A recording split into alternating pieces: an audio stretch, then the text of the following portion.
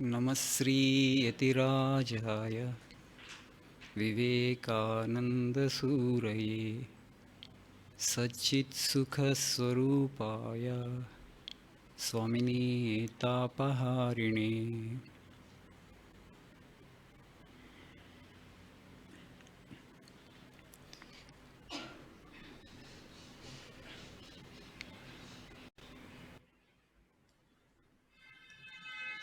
Today we shall try to discuss this subject, involution and evolution. We all have heard evolution.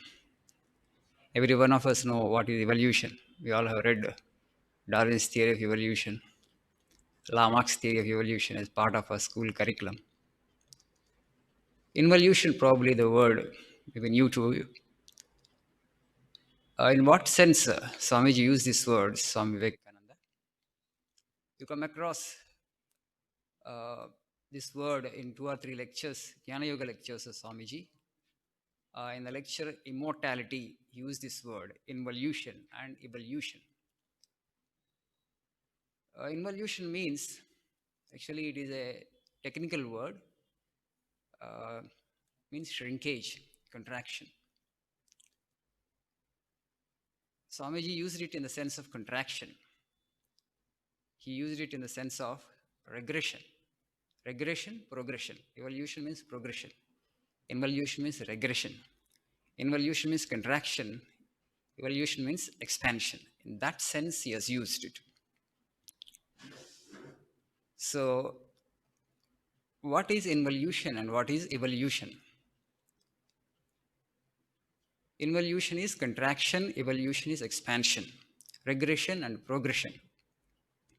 If you just see a human being, or for that matter, any embodied being, any creature with a physical body and a psychological structure, the physical body, it follows the laws of nature, right? Slowly body is coming closer to death. It is constantly changing and modifying, and one day it will die. And mind also is constantly changing. You are adding new information to the mind, and slowly, okay, some intellectual expansion may take place. That's all. But beyond that, progression is not possible. It cannot just go to the infinite. Only the spirit or consciousness that within every one of us, okay, now it is limited, now it is restricted, now it is finding a limited manifestation through the physical and the psychological. Our philosophy says that there is that infinite expansion is possible for every one of you, because that which is trying to manifest, that which is trying to express, that which is trying to peep through these senses is the infinite itself. The soul or the individualized consciousness or self or God actually is live within you. And that actually soul actually trying to find expression, and it wants to regain its freedom. By nature it is freedom. By nature it is absolute ananda. It is trying to regain its position. So this body and mind is acting as a upadhi, a temporary adjunct. So it is limiting it. It is finding expression through it, and at the same time it is a limitation. Once you transcend this limitation, it finds its absolute freedom. It regains its original glory. Its original glory is to become the infinite. The infinite actually has to go back to the infinite. That's the reason every one of us, none of us is happy with the existing state of things, right? So people are there actually, so much they have attained intellectually and in terms of wealth, but still they're not that happy because longing is there. They want something more. They may not be able to figure out exactly that what they really want. Many of the people are in that condition today. They want something. They're not that happy, but they don't know what they really want. So that means, as a civilization, individually here and there, actually, we understand, we choose consciously to progress towards the truth. But if you just see our societies today, a vast majority of human population is not able to figure out the purpose and meaning of life. What next? What next? Tatah kim, Shankaracharya says. Okay, you had a goal and you achieved that goal. What next? You'll set some other goal and then you pursue it. Okay, you have achieved that goal also. Then what next? What next? Ultimately, when you are all pursuing these goals, earthly goals, mundane goals, suddenly death comes and takes you away from this world. Yes or no? You have goals and you're pursuing those goals. What ultimately happens? One after another, one after another, one after another. Suddenly, death comes and snatches you, takes you away from this world. That is the ultimate happening if you just think you are just the physical. So, so to help the whole of the human civilization to progress towards the truth consciously, we're all progressing towards the truth unconsciously. Individually, here and there, a few people are there who are struggling consciously. It has always happened. But the one goal of education, or one goal of culture, or one goal of spirituality should be to help the whole of the mankind to struggle towards the truth consciously. Why I can't we struggle unconsciously? If you struggle unconsciously, it takes more time. It involves more pain. You'll have to be born again and again, again and again before you figure out what life is. You don't have a clarity now. You're seeking clarity basically. People are actually, they say that actually they're doing so many things, but what they're seeking is they're seeking clarity. They are lacking clarity. Today, a lot of imitation is going on between individual and individual and between country and country. We in India, we think actually we are a developing country, we are a poor country, we want to imitate somebody else. Last class, we discussed the East and the West. Swamiji clearly told East has something to give and West has something to give to humanity as a whole. Let us take the best from the West and let the West take the best from the East, from us. Let there be a great and ideal civilization. Let that exchange take place between the two. But today we have come to the conclusion that whatever we have is absolutely worse. It's of no good, and we only have to import things, everything, material things, technology, culture, and spirituality. They say actually yoga is also actually first it has to go there, and then they have to agree that it's good, and then actually you'll practice it here. So what America does actually today, the whole world does, right? So the whole world is trying to ape one country. I don't think it's good. So as a old civilization, last class we discussed this, we have so much to give in terms of spiritual wisdom and spiritual knowledge. If we can help the whole of the mankind to struggle towards the absolute, towards the infinite consciously, then actually that is real civilization. That is actually a great education system. We have to devise education systems in such a way that this all struggle and trying to, you're groveling in the dark and you are searching and searching and searching to figure out the meaning of life, and then accidentally you will find it out after some time. May not be in this birth. Many people, that is the struggle. Before you really understand what life is, you're off from this world. Death actually is knocking at your doorstep. You're trying to figure out. So why did you not help me when I was young? Actually, so this is the purpose of life. This is the goal of life, and move towards that consciously. Then I would have saved so much of energy and so much of psychological trauma. That's actually very important. So here, when Swamiji said that involution and evolution, we have to progress from man. What next? This also so many talks we have discussed that Darwin's theory of evolution, we all know that evolution is actually physical evolution, organic evolution. From amoeba up to man, human being has come. From lower animals to higher animals, a lot of evolution has happened. A small, a very simple and tiny, one single cell, protoplasm, to actually such a complex system like human being, where now organs, highly sophisticated, highly developed organs have come. So from here, what next? You have to figure it out, right? If you're an intelligent guy, so if you have to follow Darwin's theory of evolution, some other species has to evolve out of this species after a few million years. Not immediately. Evolution is a slow process after all. It has not happened overnight from amoeba to man. It took millions and millions of years for nature to evolve a species, to evolve a life of this complexity. What next? If you think actually organic evolution is still continuing, has to continue, and that means some other species has to come out of this species. So what could be that species? How it would look like? You can just imagine. Now we have so much of technology. You can just the future man, the future human being, are some other species. No human species will actually go away, and some other species will come out of this species. Our rishis have clearly told us there won't be any further organic evolution. There won't be, whether you believe religious theories or not. Even if you believe Darwin, Darwin has come, brought us up to here, and afterwards he said, I don't know what next after human being. So religions have always said that from human being, actually, it is to become God. So when you use the word God to become perfect, to become complete, to become fulfilled, you choose that thing after achieving which actually you don't have to achieve anything more in life.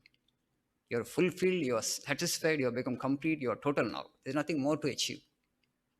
Your achievements are over. So that state is possible. That state is nirvana. That state is mukti. That state is moksha. That state is called enlightenment, attaining the infinite. So that infinite is already there in you, me, and everybody. It is there in every creature. It is there. It is in ant also. It is there. It's seeking find expression. In ant, because it's organically limited, it can't find full expression. From human being, actually, it finds full expression. That means the possibility is there. You make use of that possibility and help the infinite that is within you find full expression. Either you do through spiritual sadhana or culture or education, how you will do it, actual path is left to you. But you should have this goal, this aspiration. The soul that is in me, the truth that is in its me, should express, should find its full expression. In Vivekananda, it found, in Shankaracharya, it found, in Ramana Maharshi, it found, in so many sages and saints, it had found full expression, and then they declared that I have become complete, I have attained the infinite, and I have become one with the Creator. That's all. That's the goal. So from hereafter, it is not organic evolution, it is intellectual and spiritual evolution. So intellectual evolution must precede spiritual evolution. Spiritual evolution cannot directly happen with the majority of the people. Here and there, a few people, it directly happens. No, Swamiji, what intellectual evolution Ramakrishna Paramahamsa had? Which school did he go? What intellectual evolution Ramana Maharshi had? Which school did he go? He did not go to college. Where the intellectual evolution in them? No, intellectuality doesn't necessarily mean reading a few books or getting a certificate from a college. They were brilliant in their own way. They had super brains. They didn't have to go to the school or college. You just knowledge doesn't necessarily mean reading information or accumulating information from a book. Today we have this misconceived notion that only when you go to school and college and get a certificate, you're educated and your intellect has expanded. Not necessarily. Just by observing the world around you, but by just studying this life, you can have the highest knowledge. You can have the intellect expanded. You may not get a certificate today because we are living for the society. And if you don't have a certificate, a degree pass, a PG pass, a PhD, you are an uneducated person. Maybe you are a genius. Maybe you are an intelligent person. Maybe intellectually you are very sharp. But still, actually, because you are uneducated, you don't have a certificate. You are not intellectually evolved. The society might brand you like that, and so that you are not even educated person. Listen to me. They might force. But Sri Ramakrishna Paramahamsa, people like Ramana Maharshi, they never cared for this kind of formal education because they were sure that even to expand your intellect, it is observation is that's more important than actually gaining information from your book. Today, actually, even intellectual expansion is also not really taking place because we don't allow the child to grow naturally because feel so insecure that you have to get ranks and you have to get marks. Whatever the information that is there in the book, actually mug it up and actually take it into your brain first, okay? And then actually you have to write an exam and then you have to get a certificate because you push the information constantly to the brains. The child doesn't get to observe anything around, doesn't get to study, doesn't get to reflect, doesn't get to think on the things that are happening around because you don't give them the sufficient time. So there's a clear proof, and every genius is telling, and every professor and every scientist is telling that the conventional education system is destroying 75% of the natural intelligence of man. So it turned out to be more bane than a boon, right? The education system. So you just leave the child like that, don't send him school. As most, I think, my perception is that you'll be able to produce a great number of genius if you don't send the child to school. Only thing is you have to protect the child from the negative influence of the society because there's all, to the internet age. If you can protect the child from that, all the negative influences and give the right kind of seed, right kind of question, right kind of idea, if you could plant into the mind of the young child, he or she would definitely become a genius. So I think because of that, we are losing a lot of genius because the conventional education system itself destroys it. So coming back to a point of evolution, from hereafter, it is only intellectual and spiritual evolution. Intellectuality doesn't necessarily mean going to a school or college and accumulating little information from books. And what is real intellectuality? So figuring it out, this is the goal and purpose of life. And focusing your energies, mental and physical, thereafter to achieve that goal. The goal has to be clear first. The ultimate thing to be attained is nirvana, happiness, joy, and immortality. What can be a greater achievement? The today people are running after wealth and power, but how long you'll enjoy wealth and power? As long as the body lasts. How long the body lasts? You are wasting your investment. So people are very clear, or rishis are very clear. When you invest so much of time and energy for worldly things, for profane things, or mundane things, You are actually investing in a shell company. Your investment will go a waste for sure, because death takes you away from this world. This life is not an infinite life. The brief existence. You don't get this human embodiment that easily. Scriptures, they say that this human embodiment is the greatest gift of God. Having come here as a human being, you have this potential of becoming one with the truth, becoming one with your maker, becoming one with the Lord. You can attain infinite, you can attain the absolute. So use your energies, at least part of your energies in that direction, and make your life blessed. Okay, you have to create society in such a way that where everybody actually can consciously long towards the truth. So this expansion, how actually spiritual expansion can take place. Darwin said that struggle for existence and survival of the fittest.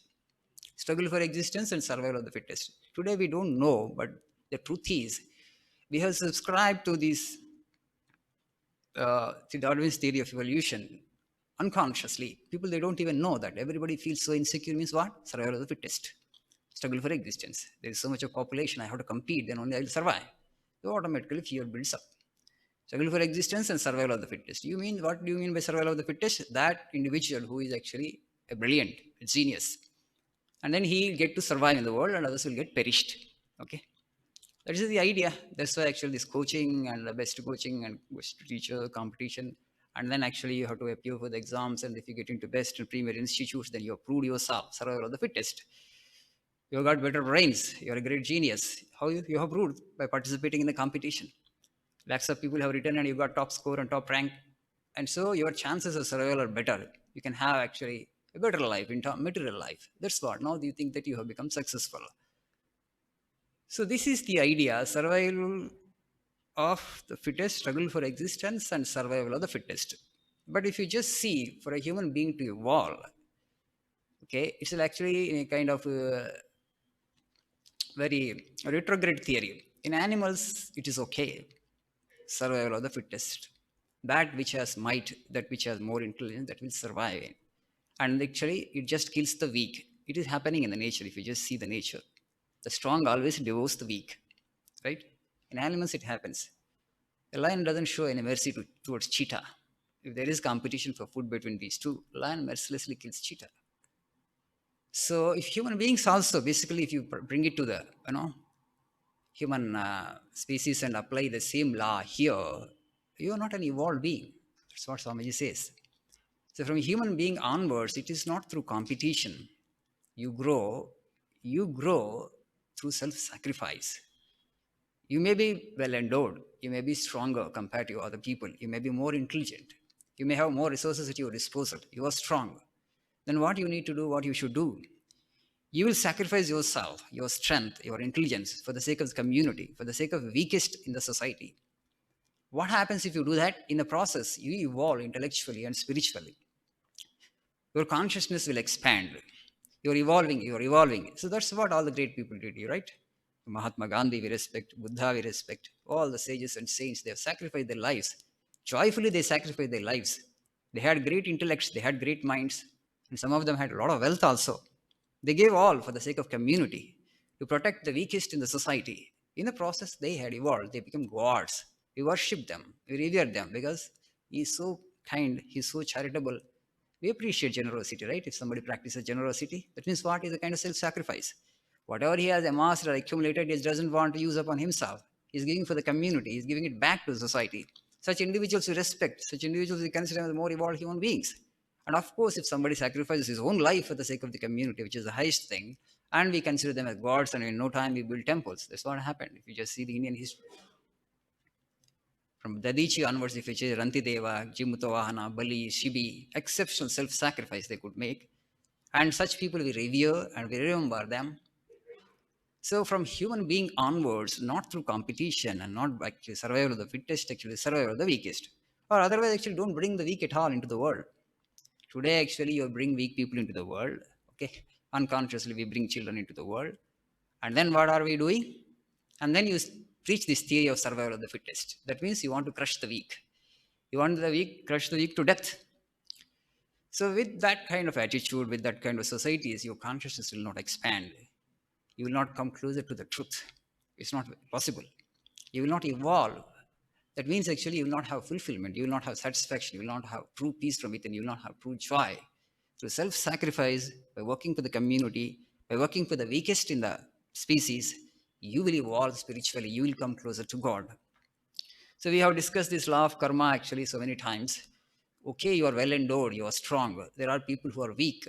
So they have come into the world. Why have they come into the world? We don't know. Why are you in the first place actually you have become strong? Because you know that actually everything is created by God. So in when we talk about God, our idea of God is He is a dispenser of justice. You don't like a partial God, right? God must be impartial. So in the dispensation, in the kingdom of that impartial God, how come there is so much of differentiation? Somebody is more intelligent, somebody is less intelligent, somebody is rich, somebody is poor, somebody is educated, somebody is uneducated. How do we account for these many differences? Some are weak, some are strong, some are healthy, some are sick. So how do we account for all these differences? Why did he create these differences in the first place? And then why he asks actually to help the weak? See, if everything is same in this, then there cannot be creation.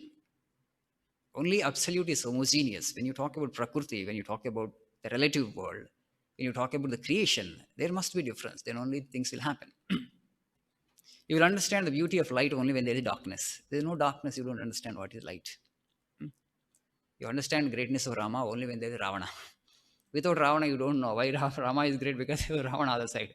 So the world is relative. The world that we live in is a relative world. So in the relative world, always these things will be there. So the idea is that if you are strong, actually, you sacrifice your strength and use that strength actually to help the weakest in the society. In the process, you will evolve spiritually. God has given you a privilege and you will come closer to the truth. The other person also will come to the truth one day, a little later, that's all. We're all actually on this great journey of progressing towards the truth. We have come from the absolute, we'll have to go back to the absolute. That is the only way. So today, actually, you're so preoccupied with your mundane things and immediate concerns like job and money and house and other things. You're not able to think about the fundamental limitations of life. But our rishis of the past actually they could think on these fundamental limitations of life because they had so much of leisure at their disposal and they were contented. Today, contentment also is very difficult because not that you suffer because you don't have it, because your neighbor has it, that is a big source of suffering. So you have to conform to the ways of the society. In the process, actually, you have gotten into a rat race. But there are the earlier days, 4,000 years back, when this first civilization, the Vedic civilization, great Vedic civilization started. There were small settlements, actually, rural settlements probably, and they had plenty of food and dwelling. So they thought actually about the fundamental problems of life, like disease, death. Body is constantly changing. I'm coming closer to death. Is there a way I can escape from death? There is a disease also.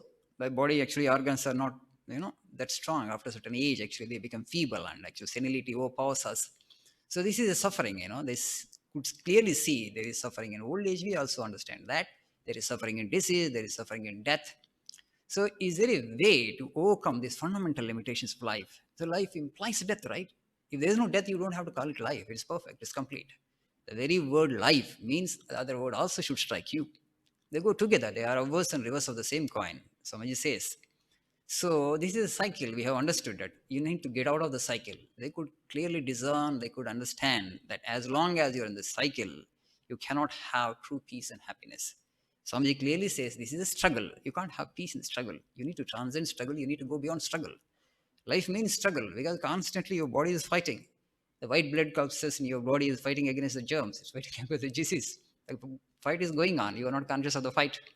You are fighting with the external forces. You are fighting actually internally and also externally. This is a battle. This is a struggle. As long as you're in the struggle, you cannot have true peace and happiness. So peace and happiness belong to the other realm, which is the absolute, which is consciousness that's beyond physical and the psychological. So come out of the cycle of life and death. They have figured it out. They have understood the purpose and meaning of life and how to go about it, how to do it. And then they have evolved the spiritual practices like repetition of God's name. If you have faith, you do that. Or meditation, you practice meditation. With all this maya, all this differentiation that you see, all this struggle actually is happening in your mind. The mind is not real, it's a kind of ghost. It just actually survives because there is a disease, there is a cram, there is a desire, there is craving to enjoy things through this physical body. If you can drop that, the mind disappears And when the mind disappears, the body also gets dropped automatically. Then you go back to the absolute. So that they have figured it out. Right? So you pluck out this desire or this ego sense. How you do it, choice is yours. By surrendering to the divine, by surrendering to the absolute. Now we are the part of the creation. There is a creator. I want to surrender myself to the creator. I just want to become an instrument in his hands. This is not mine actually. It's the creation and creators. Okay, all of the creation belongs to the creator. I am part of the creation. That I also belong to him. So this is his mission. Let him operate according to his will. There is no I. You have dropped your ego sense, and you are in the absolute. It is as easy as that, actually, theoretically, but we know that how deeply we're attached to the physical and the psychological. And we think that once this I is dropped, actually, you think it's annihilation, you're dying. No, it is expansion into the infinite. So to expand into that infinite realm is the goal of life. That's what evolution is. So you have to take a few steps towards that consciously, otherwise your life actually is a wasted life. So these are all the methods that are possible to us. With these methods, actually, you have to evolve and we have to reach that absolute. Sooner the better for you. So there is nothing like, stasis here. The opposite word, according to dictionary, to the word evolution is stasis, changelessness. The opposite word is changelessness, but there is no such thing here in this world. Either involution or evolution. Either you have to progress or you have to slip down. Either you have to march forward and you will come backward. There is no other way. There is no intermediate way where I can just get stuck, where I can just stay comfortably. There is nothing of that sort. If you don't struggle consciously towards the truth, that means the reverse thing is happening automatically. You'll slip down. That's why Swami used the word involution. You're contracting. Your soul will contract. You tend to become more selfish. Okay? You have identified yourself intensely with the body. And so providing for this physical body is the sole objective of life. So then dharma and other things become secondary for you. They become optional for you. You don't care for all those things. That means what? Your soul is contracting, as it were. The soul is contracting, as it were, and then what happens actually, if you become more selfish because of the deep identification with the body, you tend to work against yourself. In what sense? The next birth may not be a human birth. Okay, next birth may not be a human birth. You might even be born as an animal, and then again you have to evolve. You have to come to the human stage, and again you might go back. Again you might evolve forward, and again you go back. This evolution and involution is constantly happening. That's why actually the beauty of human life is hereafter God has given you the freedom and the choice to struggle consciously. Up to human level, actually, nature does it. A frog doesn't seek to evolve, doesn't seek to progress towards God. It can't understand. It will evolve into the next species automatically. A dog actually can't seek, God consciously. So it just evolves into the next species automatically. From human being onwards, if you don't seek the truth consciously, know for certain that actually you're slipping down. Slipping down means you will go back in the evolutionary ladder, and again actually you will come forward. So this swinging like a pendulum between this side and that side all the time. How long you want to swing like that? You have to come out of it, right? So you have to come out of it. For that, actually, education, philosophy, culture, religion, all these things are important only at the level of human being. An animal is an educated dog and uneducated dog. You don't use the words. A cultured dog and uncultured dog. You don't use such language there, right? A bad dog and good dog. You don't say. Hmm? No personality development is required there. But here, after all these things factor important. They are important. More important than actually all these other survival concerns. The survival concerns, you don't have to take it seriously. Once you come into the world, actually, your physical necessities are taken care of by the Almighty Lord Himself that we have discussed. Ananya Chintayanto, Yajanaha Paripasate. The Lord actually has given the assurance also that if you worship me, if you look up to me, actually, you don't have to worry about the basic things I'll provide. In fact, He's providing even for species like ant and mosquito also. You don't know what is the purpose of mosquito, why actually God has created a being like that. I could not understand. If you understand, you tell me. Okay, what will attain actually, what it will do, why He has created beings like that. But they also exist, they also get their food. But you are such a evolved species, you have so much of thought, so much of brains, so much of intelligence. You can think consciously about the truth, you can repeat God's name. So you're such a precious child of the Lord. All animals, all beings are His creation only, His children only, but we are definitely the most precious of all of His children. So will He not provide for the basic necessities of life? Do we have to struggle so much for that? So all this has happened because of the struggle for the survival of the fittest and struggle for existence theory. You read too much into that. And so how I'll survive, how I'll survive, how I'll survive. This is the concern. And that creates a lot of fear. And so actually your intelligence will work against you because of the tension and the anxiety. This is not actually, God has actually asked us to lead this kind of life. We have made our societies and our lives like that. Ignorance, that's all. It's not God's doing, it's our own doing. So, these half baked theories you read, and then actually you subscribe to those theories, absolutely.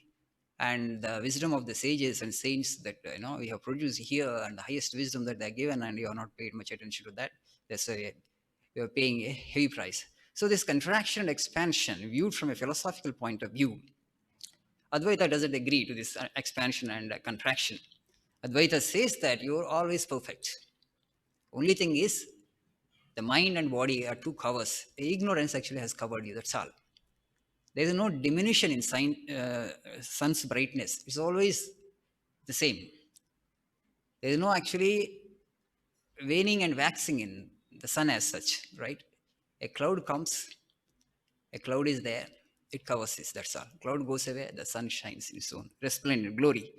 Like that, this mind actually has come as a dark cloud upon the soul, upon the glory of the soul. So this, you remove this darkness, this knee shines, this ignorance, this ajnana, and then actually it shines in its own resplendent glory.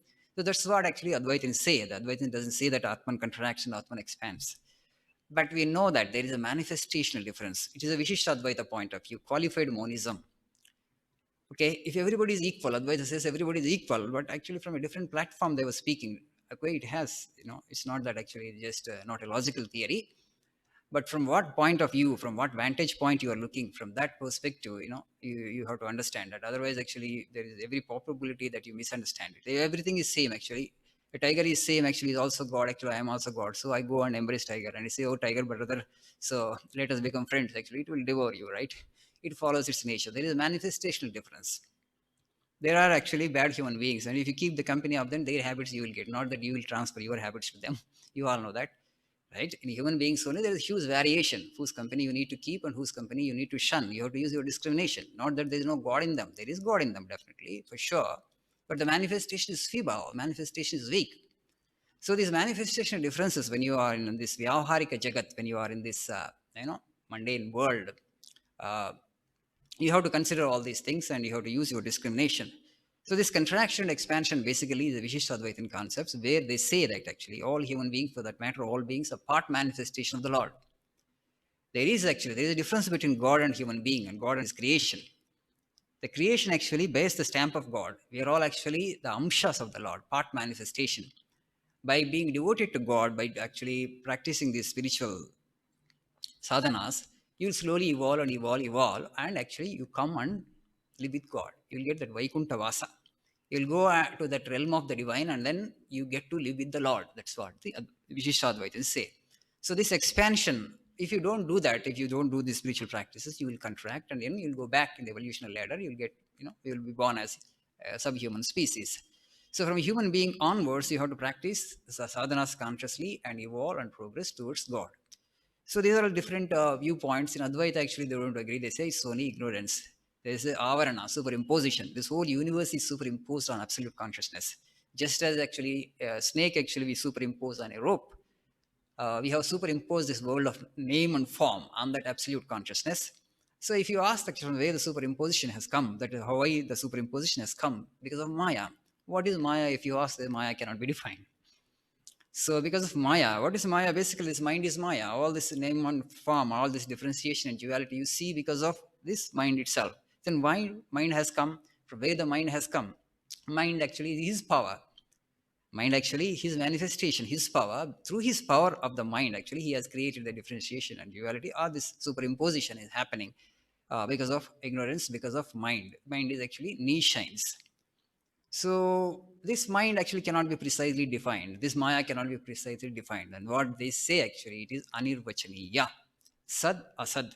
It is neither truth nor untruth. Neither sat nor asat. Can it be said that it is both sat and asat? Can it be said both truth and untruth? They said it can neither be said like that also. It is neither truth nor untruth. Sad as asad. Viveka. Sadasad vilakshana, they say. It's different from truth, and it cannot be said as non-truth. Because it is there actually. We feel it, we experience it, we are in Maya. But from highest Advaita point of view, they say the world doesn't exist because mind also doesn't exist. In deep sleep, there is no mind and there is no world. So this dream, the wakeful state is also a kind of dream, an extended dream. Okay, this is an extended dream, but you take too seriously about this dream, and that's why, because you identify with the dream that exists for you, you don't identify with the dream and it doesn't exist for you. So the world is as unreal as that. But of course it is not easy to bring that into experience, because we have so much into the world of Maya now, the world of name and form. So there are different theories in Advaita. Actually, we don't have to go in. Some of the class actually will do it. That kind of aparichinnavada, pratibhimbavada, abhasavada. There are different schools of thought in Advaita itself. Aparichinnavada means just like pot, ghatakasya. Pot actually includes some space. Does it mean actually pot really has actually succeeded in a confining space? Space is always infinite. Consciousness is always infinite. Similarly, our body and mind, it's only a temporary. It's only an appearance. The spot actually can never really confine space. The pot will get broken and afterwards the space becomes space. But for the time being, it has happened. Same is the case with us also. This pot called body and mind actually has enclosed, has actually entrapped a part of a piece of consciousness that is called soul. So this jivatma, which is identified with the body and mind, is called the consciousness which is identified with the body and mind is called individual self or jivatma, and the jivatma has to become paramatma. It can very easily become paramatma because there is no difference between jivatma and paramatma as such. There is no difference between individual consciousness and the supreme consciousness, the infinite consciousness. Only this pot actually is limiting. Just as a small pot actually encloses small space in it, you have actually the body and mind has enclosed a piece of that consciousness. And once this pot is broken, once this limitation is gone, actually you will go back to that ultimate reality. So the superimposition and the spot actually sometimes is a wrong identification, mistaken identity. You just see a snake in a rope. That's not actually that there is a snake as such, but this is superimposition. The mind has done that. So there is no name and form. There is no differentiation. It all actually fiction, the imagination, the hallucination of your mind. So they ask you to focus on the mind and get rid of the mind, and just you see. Once you get rid of the mind and when you get to the samadhi state, you don't see any differentiation or duality. It is all homogeneous consciousness. It's only one God. He has never done the creation. But now you cannot say that because you are just the creator now. You can only say that after attaining to that state of samadhi, that state of Advaita consciousness. Afterwards, the whole universe becomes unreal for you. Only God exists. Then the question, then why did God create this miserable world? Has He done, in an inefficient way, this world? All these questions will get answered only at that particular point of time. But as long as you are in this Maya and identified with yourself, both body and mind, you cannot really have a definite answer for that. Why? Because you have to get the answer through the mind. Mind itself is Maya. So mind cannot understand the absolute. It can't go because mind is limited by time and space. When you say the infinite, when you say the Lord, when you say the absolute, when you say God, you're talking about that which is beyond time and space. So something which is limited by time and space like mind can never grasp, can never understand that which is beyond time and space. Only thing that you have to do as spiritual seeker is you have to drop the mind. How can I kill the mind? How can I annihilate the mind? How can I get rid of the mind? You just be focused on that. And then once you become successful in getting rid of the mind, every day it is happening to you unconsciously. In ignorance, it is happening. In deep sleep, you don't want the mind to get annihilated, but it is not there. When the mind is not there, when you're in deep sleep, you are in consciousness. Every day you touch the frontier of God, frontier of infinite, and again you become the finite. When you wake up, again the body consciousness and the world. Nighttime, neither body consciousness nor the world. Infinite. From the infinite to the finite, actually. You are swinging like pendulum every day. Because every day it's happening. So you come so close to God in deep sleep, and again, actually, the world comes into the picture. When you identify with the body, and again, you become small. Again, you become individualized. Again, you become limited. So from the unlimited to the limited, you are just swinging like pendulum. So this is basically a Vishishtadvaita concept, this contraction and expansion. So by doing good actions, why morality is important, why culture is important, why righteousness is important, why honesty is important, all these things become important at only a human level and only for individuals who really want God, who really want truth. So by practicing all this, you will expand your consciousness. So that's why in our culture, they focus so much on dharma. They insist on dharma because dharma is the means by which actually you attain to emancipation, you attain to spiritual illumination. The whole world is a kind of temptation. The whole world actually acts against you. The whole of the nature is one goal and purpose of the nature is to pull down, to make you confined to the limited, to make you confined to the physical. But you want to go beyond the physical and the psychological. The nature actually has put an hurdle, as it were, and actually we are adding more hurdles to that in our ignorance. So all the creation and the materialism that we have done, actually, nature has already imposed, it has put a huge hurdle before you in the form of name and form and asks you to transcend that.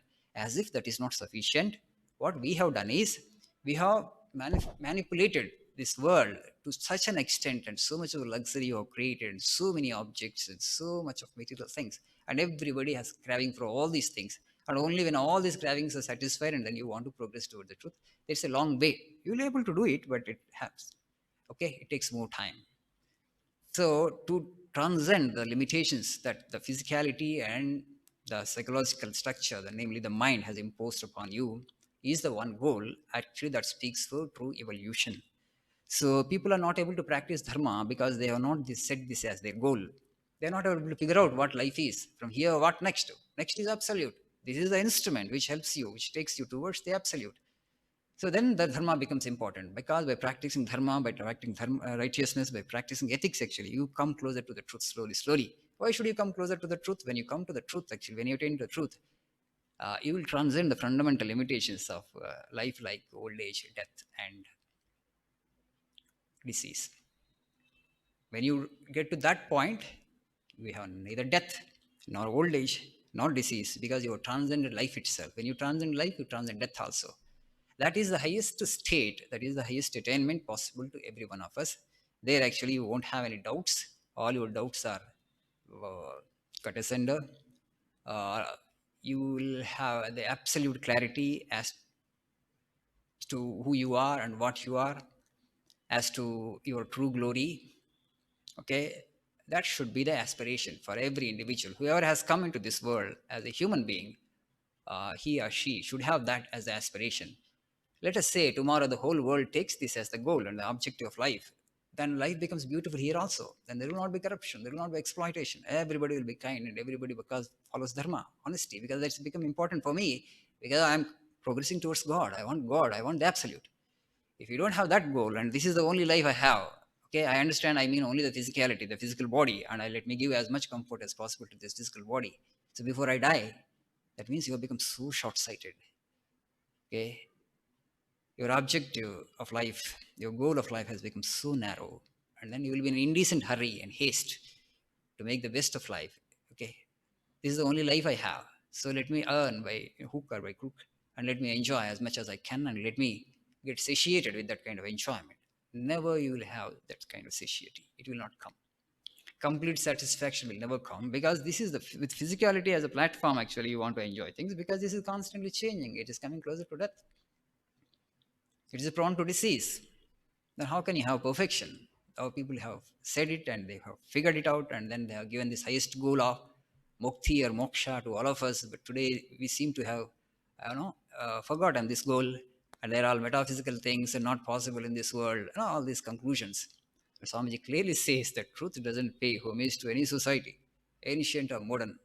Society has to pay homage to truth or die. Now the choice is left to you. No, no, no, no, no, it's not possible. It's practical, not practical in this age.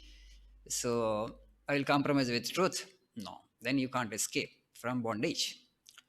See, just people clearly told that this world is neither beautiful nor ugly. Okay, it's educative, that's all. If you say the world is beautiful, if you make a statement like that, I'll give you 10 counter statements. I'll prove that it is ugly. If you say that world is beautiful, I'll prove that it is ugly. And if you say that world is ugly, I'll prove that it is beautiful. So that's why they said Maya cannot be defined. The world is as such Maya. A definite definition cannot be put on this. You're trying to figure it out what it is. Because it is so complex, it is so profound and so mysterious, it engages you for eternity. Because after all, actually, it is the genius of the Lord. Ingenuity of the Creator is there in the creation. So people are actually coming to conclusions and judgments, and this is this, this is this. No, how can you come to a conclusion? You can't. You can't figure it out. You can't just give a definition for it. So just be open-minded, that's why. Just be open-minded. I'm seeking, I'm learning, I don't know, I don't know, I don't know. So when you have this open mind, it is possible to grow. Then you understand that no definition can be given to this Maya. It is irrational. Today we are trying to rationalize the irrational. That will never happen. Okay, only frustration will remain in the end. If you try to rationalize the irrational, that's what our people have said. This is Maya, cannot be defined. So we only transcend it. That's all. There is a way to transcend it. These are the methods that help you to transcend it. So if you try to understand it, no, no, no, this is this, this is this. My opinion is, my observation is right. My perception is absolute. Then you are wrong. You cannot have absolute perception at all. Perception means mind. Perception means concepts, right? It's mind. Mind means relativity. Mind means Maya. Mind means ignorance. So the Lord actually has created in such the world in such a way. He is not in a hurry to give you or me liberation. He is not in a hurry. You have to long for liberation or mukti. He is timeless. Because he is timeless, his play also will go for endless period of time. He is not in a hurry to give you liberation. And you have to figure it out that this is actually Maya. This is actually bondage causing, bondage generating. The nature of the world is such. It creates more bondage if I am not alert. If I don't set this as goal and struggle consciously towards this, actually, it adds more bondage to me and actually make me involve. That means make me go downward. And again, I will have to go to animal birth. So you have to understand this and struggle consciously. If every human being sets this uh, as the goal, as the objective of life, to reach the absolute, to reach to that deathless state of his own or her own being, and life becomes beautiful for everybody, because then you will not see greed in the world. You will not see this much of competition. You will not see this much of corruption. You will not see this kind of hard-heartedness or violence. It's a psychological level that is happening in the world, because by cultivating these virtues, by cultivating self-sacrifice, there will be competition for self-sacrifice, because everybody has understood through self-sacrifice they will become immortal. So today actually you think actually self-aggrandizement is the law, but self-sacrifice is the law, that is the eternal law that makes you perfect. We don't have to be in competition with each other. God has not created such a wicked world that we have made it wicked. Not that he has sent his children into the world and asked them to compete with each other to become like this. He wants us to cooperate with each other. He wants actually us to sacrifice. One can sacrifice for the sake of the other, and then he wants to give immortality to that individual who can sacrifice the best, most. And that is the nature's law. That is actually the intention of the divine. If you understand this, it becomes easy for all of us to progress towards the truth consciously. But I think everybody is struggling to figure it out, the meaning of life and the purpose of life at an individual level. It will happen, but it takes a lot of time.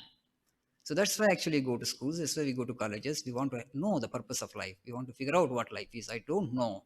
Because if you already have, if you know it, actually you give me, you help me, to progress towards that. But today our education systems are not designed, to help the mankind to move towards the truth consciously.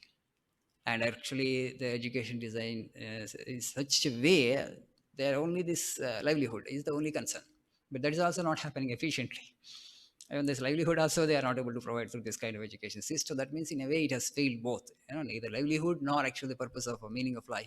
We are getting to know from the books that we study through our school and college. It's very unfortunate state of affairs.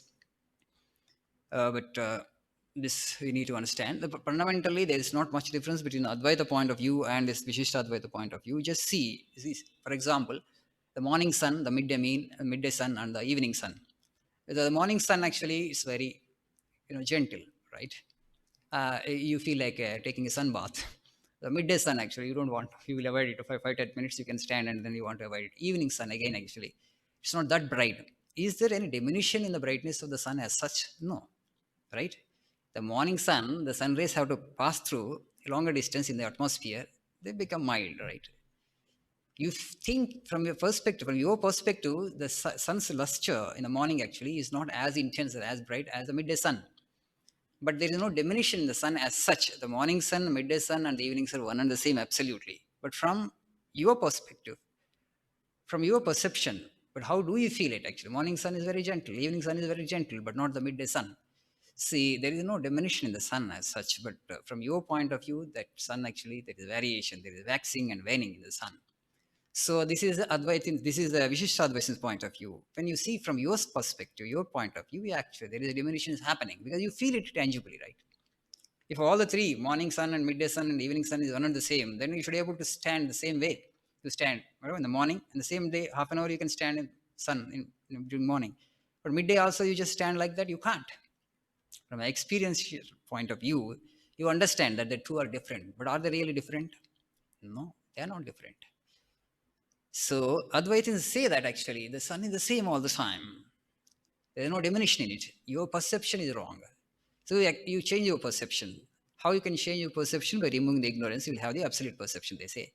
Vishishta Advaitins, qualified monism, they say that. No, that may be true, but from your perspective, from your point of view, from Yaharika point of view, how do you see actually? You feel the difference between the morning sun and the midday sun. So it all depends upon from where, which vantage point you are looking at the truth, and both are right. So the relative and the absolute. So to get to that highest consciousness, namely Advaita consciousness, is the ultimate goal. We are all in a way, as Sri Ramakrishna points out and says, that we are Vishishta Advaitins. As long as you have this trace of body consciousness, you are, Vishishta Advaitin. You can't just say, I'm an Advaitin. Advaita is a state. Non-duality is a state. It's an experience. So when you see two things, Nama and Rupa, as long as Nama and Rupa you consider as real, you are a Vishishta Advaitin and Dvaitin only. The qualified monist are dualist, that's all.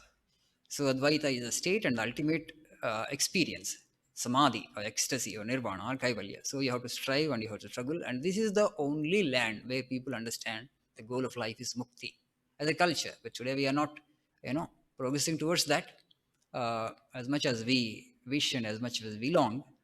Uh, but we understand it at least. Today, actually, the generation is understanding it. Somewhere, actually, we have lost the goal, we have lost the objective. Indian civilization is completely different from other civilizations in this way. And that's the reason, the greatest aid for you to practice dharma, they have figured it out, renunciation. I want to be righteous, I want to be honest, okay? I want to practice dharma. How are you able to do that? I will renounce. My wants are minimum. Then it's easy for me. Why I reduce my wants? Why actually I practice renunciation? Then it becomes easy for me to practice dharma. No, I want everything of this world. Then you will have to get into competition with others. Then you will exploit them. Actually, you'll push them aside. If he comes in your way, right, you'll become cruel. You'll become hard-hearted automatically. You'll do violence. So renunciation is the greatest stage. Our rishis have figured it out and then glorified it. The more you can sacrifice yourself for the sake of others, the more actually you give.